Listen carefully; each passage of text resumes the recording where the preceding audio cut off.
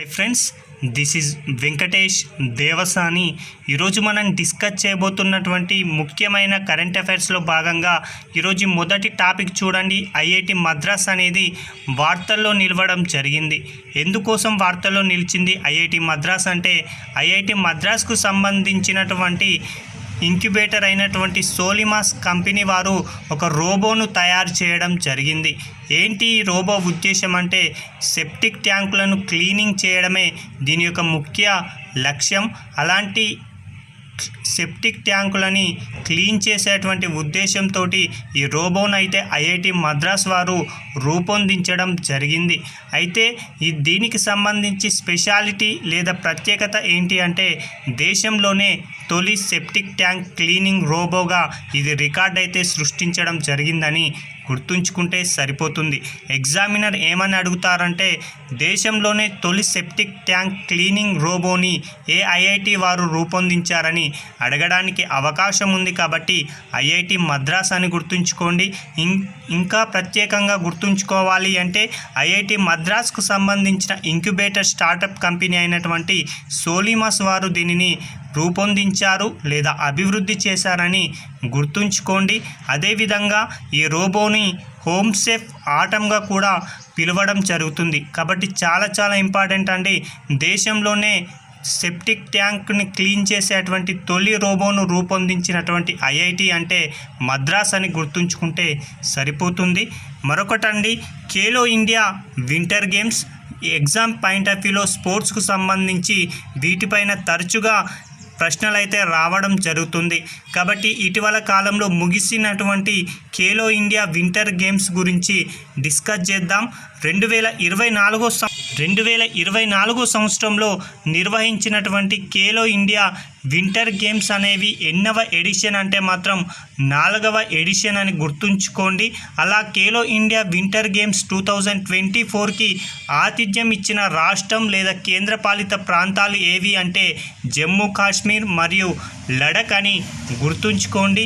అదేవిధంగా మనకి ఎగ్జామినర్ పథకాల పట్టికని వరుస క్రమంగా అమర్చండి అని అడుగుతారు. కాబట్టి టాప్ 3ని మనం గుర్తుంచుకోవాల్సిన అవసరం అయితే ఉండడం జరిగింది.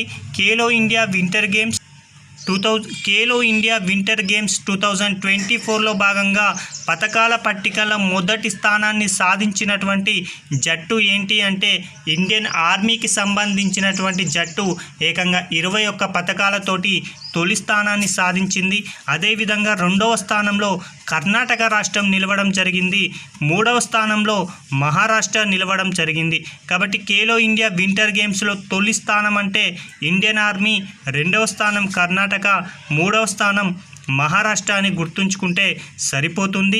అయితే ఈ యొక్క ఏడాది నిర్వహించిన ఖేలో ఇండియా వింటర్ గేమ్స్ యొక్క మస్కట్ ఏంటి అంటే షెన్ ఈ షీ అని గుర్తుంచుకోండి. షెన్ ఈ షీ అంటే దీని అర్థం మంచు చిరుత అని గుర్తుంచుకుంటే సరిపోతుంది.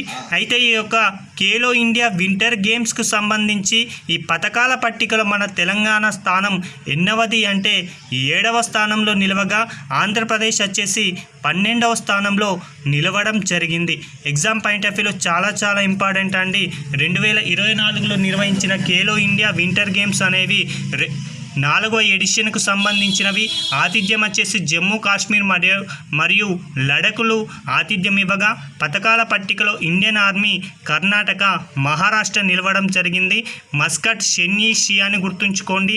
ఈ పథకాల పట్టికలో తెలంగాణ 7వ స్థానం, ఆంధ్రప్రదేశ్ 12వ స్థానం ఉండగా, ప్రస్తుత కేంద్ర క్రీడల శాఖ మంత్రిగా అనురాగ్ సింగ్ ఠాకూర్ గారు ఉండడం జరిగింది. మరొక ముఖ్యమైన అంశం, మయన్మార్కి భారత్ తరపున నూతన రాయబారిగా ఇటీవల కాలంలో ఒకరు నియమితులు కావడం జరిగింది. అలా నియమితులైనటువంటి వ్యక్తి ఎవరు అంటే అభయ్ ఠాకూర్ గారని గుర్తుంచుకోండి. ఇతడు 1992 ఐఎఫ్ఎస్ బ్యాచ్కి సంబంధించినటువంటి వ్యక్తి. కాబట్టి మయన్మార్కి భారత నూతన రాయబారి అంటే అభయ్ ఠాకూర్ గారు. ఇతడు గతంలో విదేశాంగ వ్యవహారాల మంత్రిత్వ శాఖలో ఆఫీసర్ ఆన్ స్పెషల్ డ్యూటీగా కూడా విధులని నిర్వర్తించడం జరిగింది. ఇప్పటి వరకు మయన్మార్ రాయబారిగా పనిచేసినటువంటి వినయ్ కుమార్ గారు ఇటీవల కాలంలో రష్యా నూతన రాయబారిగా నియమితులు కావడంతో మయన్మార్కి నూతన రాయబారిగా అభయ్ ఠాకూర్ గారిని నియమించడం జరిగింది. మన గత వీడియోలో డిస్కస్ చేసాం. రష్యా నూతన రాయబారిగా వినయ్ కుమార్ ఉన్నారు. అతడు గతంలో ఇప్పటివరకు మయన్మార్ రాయబారిగా పనిచేయడం జరిగిందని.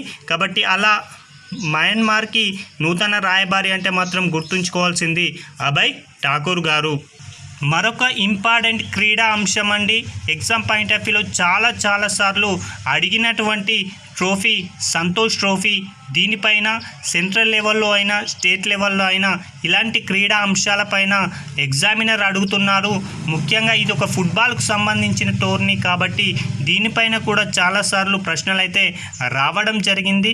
కాబట్టి 2024 సంతోష్ ట్రోఫీ విజేత ఎవరు, రన్నరప్ ఎవరు, అదేవిధంగా ఎక్కువసార్లు విజేత ఎవరు అనేది డిస్కస్ చేద్దామండి. 2023-24 సంవత్సరంలో నిర్వహించినటువంటి సంతోష్ ట్రోఫీ అనేది 77వ ఎడిషన్ అని గుర్తుంచుకోండి.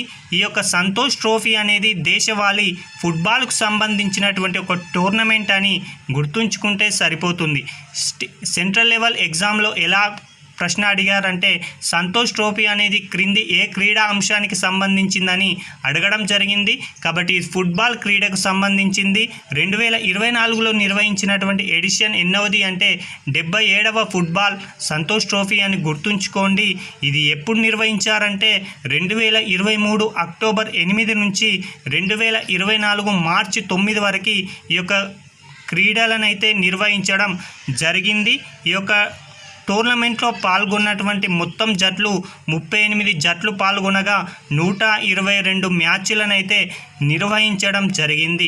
దీంతో 2023-24 సంతోష్ ట్రోఫీ విజేతగా నిలిచినటువంటి జట్టు సర్వీసెస్ జట్టు అని గుర్తుంచుకోండి. ఈ సర్వీసెస్ జట్టు ఏంటి అంటే భారత సాయుధ దళాలకు సంబంధించినటువంటి వారందరూ కలిసి ఏర్పాటు చేసుకున్నటువంటి జట్టే ఈ యొక్క సర్వీసెస్ జట్టు అని గుర్తుంచుకోండి. ఇలా సర్వీసెస్ జట్టు సంతోష్ ట్రోఫీని గెలవడం ఇది ఎన్నవసారి అని ఎగ్జామినర్ అడుగుతాడు. కాబట్టి 7వసారి అని గుర్తుంచుకోండి. నేటి వరకు సంతోష్ ట్రోఫీని అత్యధిక సార్లు గెలుచుకున్నటువంటి జట్టు ఏది అంటే పశ్చిమ బెంగాల్ అని గుర్తుంచుకోండి. ఓకేనా. 2023-24లో నిర్వహించిన 77వ సంతోష్ ట్రోఫీ విజేతగా సర్వీసెస్ జట్టు నిలవగా రన్నరప్గా గోవా జట్టు నిలవడం జరిగింది. ఈ యొక్క సంతోష్ ట్రోఫీ క్రీడలు అనేవి దేశంలో తొలిసారిగా 1941వ సంవత్సరంలో ప్రారంభం కావడం జరిగింది. చాలా ఇంపార్టెంట్గా గుర్తుంచుకోండి. సంతోష్ ట్రోఫీ విజేత అంటే సర్వీసెస్, రన్నరప్ అంటే గోవా. అదేవిధంగా ఇది 77వ ఎడిషన్ అని గుర్తుంచుకుంటే సరిపోతుంది. ఇది ఫుట్బాల్ టోర్నమెంట్ అని గుర్తుంచుకోండి. మరొక అంశం అండి, భారతదేశంలోనే తొలి LNG బస్సును ఇటీవల కాలంలో ఒక రాష్ట్రం ప్రారంభించడం జరిగింది. కాబట్టి చాలా ఇంపార్టెంట్ అండి. భారతదేశ మొట్టమొదటి లిక్విఫైడ్ న్యాచురల్ గ్యాస్, దీనినే LNG అని అనడం జరుగుతుంది. ఇలాంటి LNG ఆధారిత బస్సును ఇటీవల కాలంలో మహారాష్ట్ర RTC అనేది ప్రారంభించడం జరిగింది. ఇలా మహారాష్ట్ర ప్రారంభించడంతో ఒక రికార్డ్ అయితే సృష్టించిందండి. ఏంటి అంటే భారతదేశపు మొట్టమొదటి LNG ఆధారిత బస్సును ప్రవేశపెట్టిన తొలి రాష్ట్రం లేదా ప్రారంభించిన తొలి రాష్ట్రంగా అయితే రికార్డుని సృష్టించడం జరిగింది. ఇప్పుడు మహారాష్ట్ర అనేది అంశం వచ్చింది కాబట్టి మహారాష్ట్రకు సంబంధించి ప్రస్తుతం ముఖ్యమంత్రిగా బాధ్యతలను నిర్వహిస్తున్నది ఏక్నాథ్ షిండే గారు. అదేవిధంగా గవర్నర్గా ఉన్నటువంటి వ్యక్తి రమేష్ బైస్ అని గుర్తుంచుకోండి.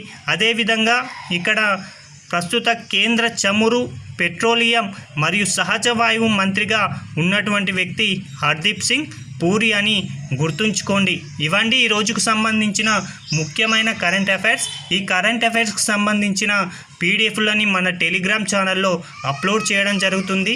ఎవరైతే ఈ యొక్క పీడిఎఫ్ కావాలని అనుకుంటున్నారో వారు కామెంట్ బాక్స్లో ఉన్నటువంటి టెలిగ్రామ్ ఛానల్ లింక్ ద్వారా జాయిన్ అయ్యి ఆ పీడిఎఫ్ను డౌన్లోడ్ చేసుకోగలరని కోరుకుంటూ థ్యాంక్ యూ.